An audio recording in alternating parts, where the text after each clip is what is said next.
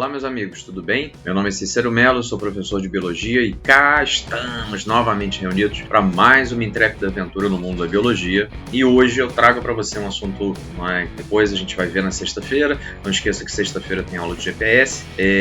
Depois a gente vai ver que é um assunto importante para a prova do Enem com suas características, tá? Ou seja, tem características dentro dessas questões que são recorrentes na prova do Enem. Mas, sem mais delongas, hoje nós vamos trabalhar glóbulos brancos, leucócitos. Dentro da parte que fala de leucócitos, dentro do tecido sanguíneo, vimos já hemácias, agora glóbulos brancos, e na próxima semana a gente vai estudar a parte de plaquetas de coagulação. Os glóbulos brancos, eles têm todas aquelas características introdutórias que nós vimos na aula de hemácias. Se você não assistiu ainda a aula de hemácias, vai lá assistir.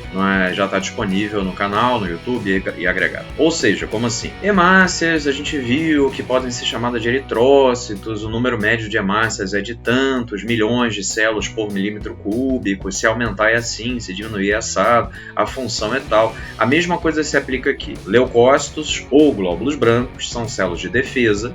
Essas células elas aparecem em média de 4,6 a 11 mil por milímetro cúbico de sangue. É possível que a gente tenha um aumento da quantidade de células brancas quando a gente está com um processo qualquer de infecção, uma redução da quantidade de células brancas se por um acaso há uma tumoração na medula. Toda essa parte introdutória é aplicável aqui. Mas o que chama mais atenção e que a gente precisa olhar com mais tranquilidade, essa aula inclusive vai ser um pouquinho mais robusta, vai levar um pouquinho mais de tempo, é a atuação do sistema imunológico, tá?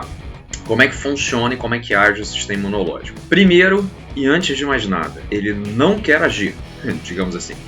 Como assim? O nosso organismo tem uma série de barreiras para tentar evitar que um agente causador de uma doença qualquer consiga atravessar essas barreiras e iniciar o processo de atuação de células mais específicas do sistema imune. Então, a pele é uma barreira, não é? As mucosas que a gente tem dentro da boca, no aparelho digestório, no aparelho respiratório também são formas de proteção. Isso está acontecendo com você agora. Agora, a sua lágrima está protegendo você porque nela você tem uma enzima que degrada a parede celular bacteriana, a saliva também, a acidez do estômago, a acidez que a gente tem na própria pele, que é ácida. Ou seja, há uma série de barreiras físicas, químicas, que tentam evitar o problema.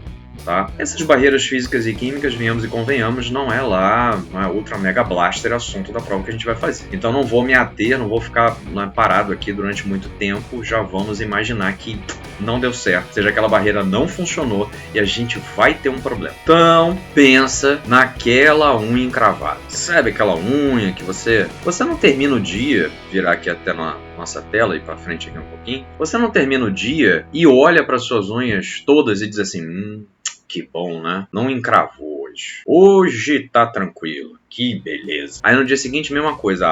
Hoje também não encravou. Você não fica assim. O que acaba acontecendo quando você tem uma unha encravada é que o seu organismo vai te avisar que aquela unha está encravada. Vai ficar vermelho o local, vai aumentar a temperatura, vai inchar, você vai sentir dor, pode acontecer a formação de pus. Todos esses acontecimentos aqui, todas essas características, vêm do processo inflamatório que está se desenvolvendo lá no lugar onde a sua unha encravou. Vamos tentar entender por que tudo isso acontece. Pensa mais uma vez, está acontecendo com você, ou poderia estar acontecendo com você. Se duvidar, está acontecendo com você agora, você está com uma unha encravada. Todo esse processo inflamatório vem de uma forma de imunidade chamada imunidade inata. Imunidade inata é aquela que acontece da mesma maneira para qualquer agente causador de qualquer problema. Então a gente vai ter o mesmo tipo de atuação para o coronavírus, para o vírus da dengue, para a bactéria da tuberculose, para o protozoário da doença de Chagas e assim por diante. E envolve determinados grupos de células. Algumas células já estão no tecido conjuntivo, imagina que esse espaço aqui seja o tecido conjuntivo. Nós rompemos aqui a pele, tá?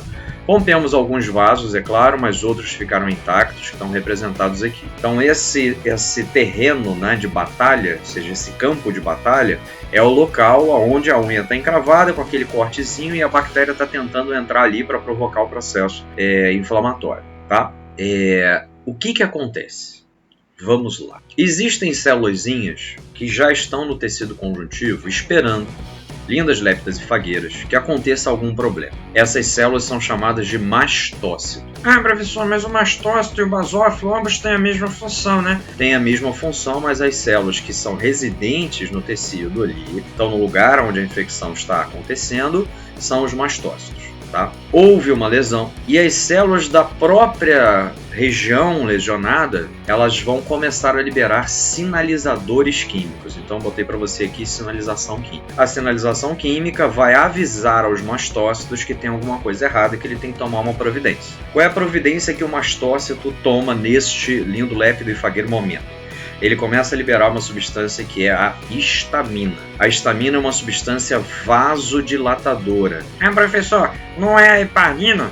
Heparina é um anticoagulante. Histamina é um vasodilatador. São liberados, não é, por essas células e também por basófilos? Sim, mas aqui eu estou me referindo especificamente à histamina. A histamina, sendo uma substância vasodilatadora, vai pegar os vasos sanguíneos que estão próximos naquela região e vai aumentar o calibre desses vasos. Quando você aumenta o calibre numa região de bifurcação do sistema circulatório, o sangue vai, não é, ou tende a ir para o local onde você tem um calibre maior, onde você tem um espaço maior para que o sangue possa ocupar aquele espaço. Então você está destinando sangue para aquela área. Faz sentido. Por que eu tenho que destinar sangue para aquela área? Porque eu tenho que começar a prestar atenção no que está acontecendo aqui. E com isso você percebe que há vermelhidão naquela região por conta desse maior fluxo de sangue. Se você, não é, vamos imaginar um paralelo, não é, você tomou um baita susto, liberou adrenalina. A adrenalina, ela é vasoconstritora periférica. Então ela faz com que os vasos perto da pele se comprimam. E com isso você acaba tirando sangue da parte mais próxima da pele. Aí você fica pálido. Aqui é o contrário, aqui a gente está fazendo com que o sangue vá para aquela região. Então a gente vai aumentar a circulação de sangue na área e, consequentemente, a gente vai acabar provocando uma vermelhidão no local. Além da vermelhidão, aumento de temperatura, porque você tem fluxo de sangue naquela área. Quanto maior o fluxo de sangue naquela região, maior a temperatura liberada, o calor liberado, então vai aquecer, vai inchar, né? A sua unha que está encravada está inchadinha, e vai inchar porque o vaso está dilatado, então você tem um monte de extravasamento de líquido para o próprio tecido, né? Próximo daquela região onde o vaso está dilatado. Você vai sentir dor, porque a gente precisa tomar alguma providência, uma série de sinalizadores químicos fazem com que o sistema nervoso perceba que aquilo ali é um local problemático. Então você vai começar a sentir dor para prestar atenção no que está acontecendo. Imagina que você não sinta dor nenhuma, tá? Aí você chega num determinado lugar, você deu uma pancada ali, né? Você estava caminhando, indo lá encontrar seus amigos. Aí na hora que você deu a pancadinha, não sentindo nada e tal, quando você chegou no lugar, aí seu amigo falou assim: caraca, o que tá acontecendo, cara? Eu falei assim: como assim, o que tá acontecendo? Pô, teu braço tá quebrado. Aí você olha a fratura exposta. Você tem que sentir dor para você saber o que você vai fazer. Por um acaso aquilo ali foi dor mesmo, se foi uma coceira, você tem que ter alguma sensação. E a dor vai chamar atenção para o local que está acontecendo a inflamação. Você vai ter que proteger, se for um bichinho, proteger a patinha.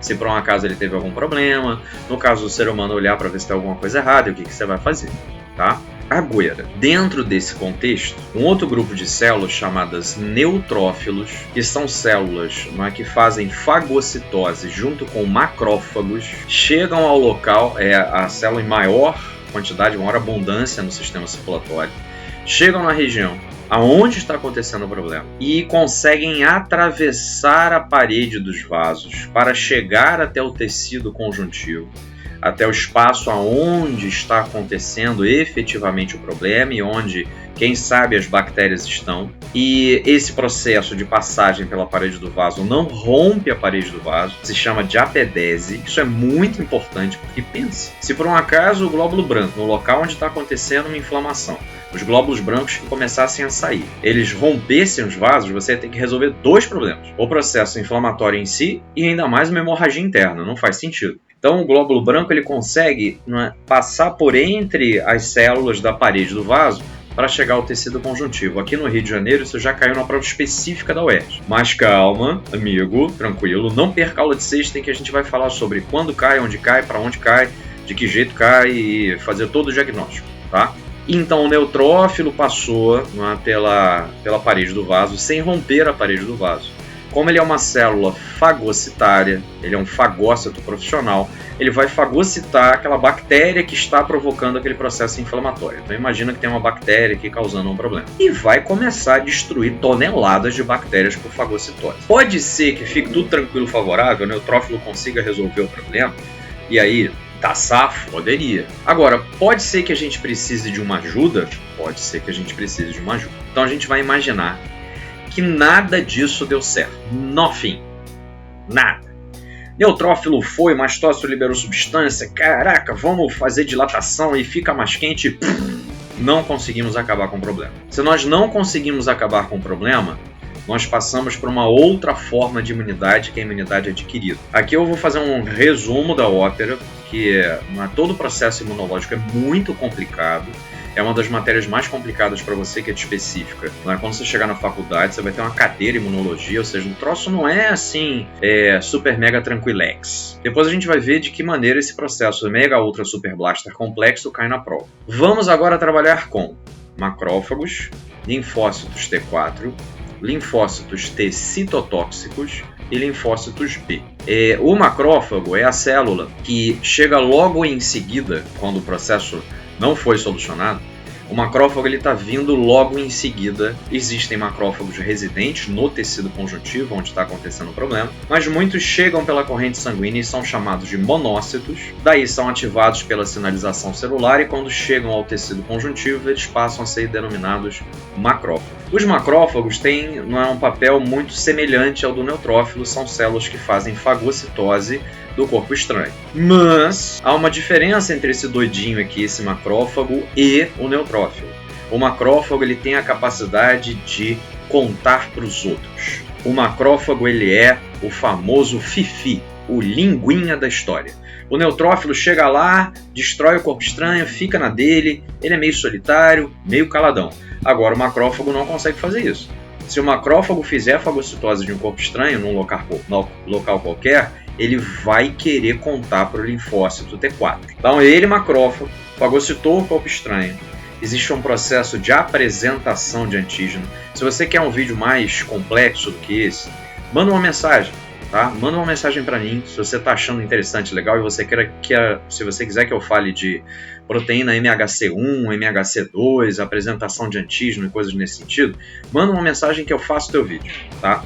Mas eu não vou dificultar até ser necessário, digamos assim. Então, o macrófago fagocitou o antígeno no corpo estranho e foi conversar com o linfócito T4. O T4, que é o helper, ele é um garoto de recados do sistema imune. Ele recebe a informação de que tem uma coisa ruim, passa essa informação para o linfócito T citotóxico e para o linfócito B. O T4 é o cara que é atacado pelo vírus HIV. T4 é o cara que é destruído pelo HIV. Como é o cara que é destruído pelo HIV? Quando a pessoa tem o desenvolvimento da doença mais sério, mais grave, se não tiver essa célula, não é possível essa comunicação. Então, no fundo, o sistema imune perde a capacidade de gerar anticorpos e de gerar uma defesa mais incisiva em relação ao vírus. E aí a gente vai ganhando problemas mais sérios. Mas o linfócito T4, se tu tiver ok, tranquilo, favorável, ele bateu um papo com o macrófago e o macrófago virou para ele e falou assim: ô meu filho, o negócio é o seguinte, o negócio tá feio lá no tecido. O negócio tá feio, o neutrófilo foi para lá, o neutrófilo fez fagocitose, deu aquela morrida, já formou até pus, que são essas células mortas lá no meio daquela maçaroca. Eu vi uma série, tá muito feio, vi uma série de coisas horríveis acontecendo. É melhor você falar para os big boys aí, o linfócito citotóxico e principalmente o linfócito B, que tem uma coisa errada. Aí o linfócito T4 recebe essa informação e vai passar a informação para as outras duas células. O T4 ativa os linfócitos T citotóxicos. Esse tipo de célula, ele destrói células infectadas. Então ele bate um papinho com a célula que está infectada. A célula que está infectada tem a possibilidade de dizer para ele: é verdade esse bilhete, estou infectada, me destrói. E o linfócito citotóxico pode destruir células, por exemplo, infectadas com vírus. Mas nós queremos aqui a produção de anticorpos e células de memória. Na hora que o linfócito T4 ele fala com o linfócito B também, o linfócito B é um cara meio dissimulado. Ele já entrou em contato com o agente causador do mesmo problema antes. mas ele não vai produzir anticorpos logo de cara. Ele já teve contato com o antígeno e é ele que vai produzir os anticorpos, mas ele fica na dele, esperando o T4 falar com ele. O linfócito B, ele vira pro T4 e diz assim: qual é? O que está acontecendo aí? Me fala aí essas paradas. Aí o T4 vira para ele e responde: pô, o negócio tá feio lá, o macrófago veio conversar comigo. Parece que tem um monte de neutrófilo morto, parece que tem um monte de célula morta, tem um monte de bactéria morta também, mas a gente vai precisar produzir anticorpos. Recebendo essa confirmação, o linfócito B, para você imaginar na sua cabeça assim, o linfócito B vai se dividir em duas células, fazer uma mitose. Pum! Dividiu em duas células. Uma delas será um plasmócito e a outra será uma célula de memória. O plasmócito é a célula que vai produzir os anticorpos contra aquele agente causador especificamente que está causando aquele problema. E as células de memória serão também específicas para aquele agente. Ou seja, não é a mesma coisa que a imunidade inata. Aqui a gente está gerando defesa para o coronavírus, somente para ele. Estamos gerando defesa para a bactéria da tuberculose, somente para ela. E assim sucessivamente. Os plasmócitos vão produzir anticorpos, as células de memória vão ser formadas, e o plasmócito, ou seja, o anticorpo, quando foi produzido, ele vai se prender no antígeno. O anticorpo ele não destrói logo de cara o antígeno, ele se liga ao antígeno para facilitar o papel das células que fazem fagocitose. Os macrófagos e os neutrófilos estão malucos. Cadê para fagocitar? E aí, neste lindo leque de fagueiro contexto, os anticorpos vão marcar os antígenos e os fagócitos vão ter mais facilidade de encontrá-los. E aí, todos os caras estão destruídos. Tem que dar certo. Professores, se não der certo, morridinha básica. Se não der certo, já é. A gente vai dar aquela morridinha básica e depois a gente vê se o sistema imunológico age de novo em outro momento. Mas num primeiro momento, isso que vai acontecer, ótimo, né? Ou seja, vai acabar rolando um troço não muito maneiro. E com isso, nós vamos conseguir debelar aquela infecção. Eu vi que o nosso tempo já está perto de 20 minutos, então eu vou fazer o seguinte, eu tenho um papo ainda muito importante para ter com vocês, que é a parte de vacinas, e eu vou ter, só que eu vou gravar essa parte de vacinas um pouco mais à frente em outro vídeo. Quem sabe faz ao vivo. Tem um gato querendo sair aqui do quarto. Sai, Juruquete. Isso, pronto. É a gatinha, ela não subiu aqui. Mas vocês não estão vendo, mas tem um gato aqui, tá a equipe toda aqui, tá a Elizabeth, né, tá o Feioso, né, tá o Bill, ou seja, tá todo mundo aqui, é só porque eles ficam atrás das câmeras, aí não dá pra gente ver direito. Vem cá, rapaz, vem cá, menino. Você não pode sair não, vocês acham que é mentira aqui, ó. Croquete! Eita, deu uma pancada no microfone. Bom, então eu vou combinar com vocês que eu vou gravar outro vídeo sobre vacina, tá? E a gente para esse vídeo nesse ponto. Se você gostou do conteúdo, se você achou que você aprendeu realmente, ajuda o canal, auxilia o canal, faz com que por favor, faça com que esse vídeo chegue a pessoas que precisam, a pessoas que estão, faz com que esse vídeo, ou faça com que esse vídeo possa chegar a pessoas que não têm condição de aprender sistema imunológico dessa maneira como eu te expliquei. É o que eu te peço, a única coisa que eu te peço é compartilhar, seguir o canal, avisar para o amigo que existe, e a gente consegue fazer com que conteúdo de qualidade consiga chegar a um número maior de pessoas, tá bom? Foi um prazer enorme, inenarrável ter estado com vocês novamente. A gente se encontra na parte de vacina. Eu vou só ver em que dia eu vou gravar isso e vou colocar no ar, mas com certeza na sexta-feira tem GPS sobre o assunto, em que a gente vai ver como cai, de que forma cai, e o que eu tenho que fazer e como eu vou estudar, tá bom? Abraços, beijos no coração, afagos no gatinho, no cachorrinho. Agora vocês perceberam porque eu tenho 6 gatos. E a gente se vê novamente no próximo vídeo. Beijos enormes. Tchau, tchau.